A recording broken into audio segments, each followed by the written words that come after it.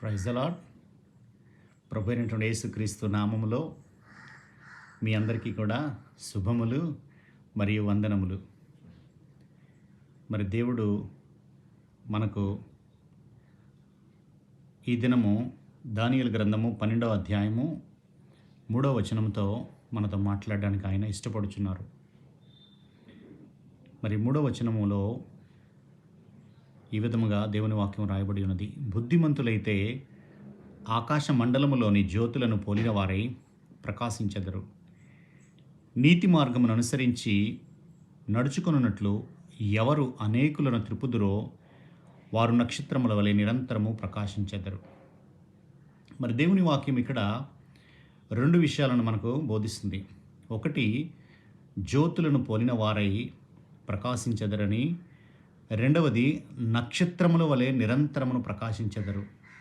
మరి ఎవరు ఈ రెండింటిని కలిగి ఉంటారంటే బుద్ధిని కలిగిన వారు అని దేవుని వాక్యంలో రాయబడ్డది.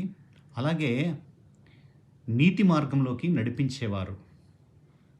మరి ఎవరు బుద్ధిమంతులు అని మనం ఆలోచించినట్లయితే దేవుని వాక్యం మనకు తెలియచేస్తుంది, దేవుని యందు భయభక్తులు గలవారే.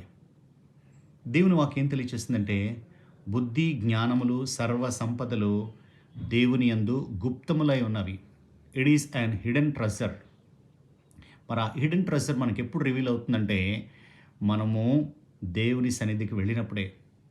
దేవుని సన్నిధికి వెళ్ళడం అంటే ఏంటంటే దేవుని వాగ్దానాలన్నీ కూడా మనము ధ్యానించినప్పుడే, దేవుని వాక్యాన్ని మనము ధ్యానించినప్పుడే. దేవుడు ఎప్పుడు కూడా ఈ లోకంలో ఉన్న మానవులందరినీ కూడా బుద్ధి జ్ఞానములతో జీవించాలని ఇష్టపడుతున్నారు. అలాగే రెండవది కూడా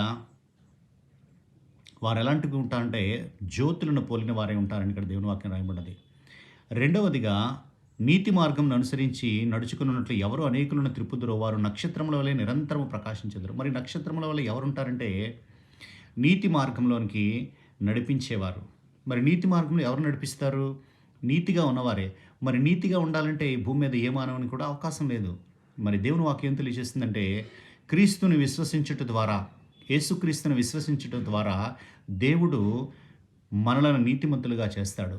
మనం ఎప్పుడైతే దేవుని ద్వారా నీతిమంతులుగా ఏర్పరచబడతామో అనేకులకు కూడా మనం నీతి మార్గంలో నడిపించినట్లయితే దేవుడు మనల్ని ప్రకాశించే నక్షత్రముల వలె నిరంతరము మనల్ని నడిపిస్తాడు. పరిశుద్ధుడా, మహోన్నతుడా, సర్వశక్తిమంతుడా తండ్రి, మీకు స్తోత్రములు నాయన. అవును తండ్రి, బుద్ధిని కలిగి నాయన నిరంతరం నీతి కలిగి జీవించే భాగ్యం మాకు దయచేయమని యేసయ్య దివ్యనామమున అడిగి వేడుకొంచున్నాము తండ్రి. ఆమేన్. God bless.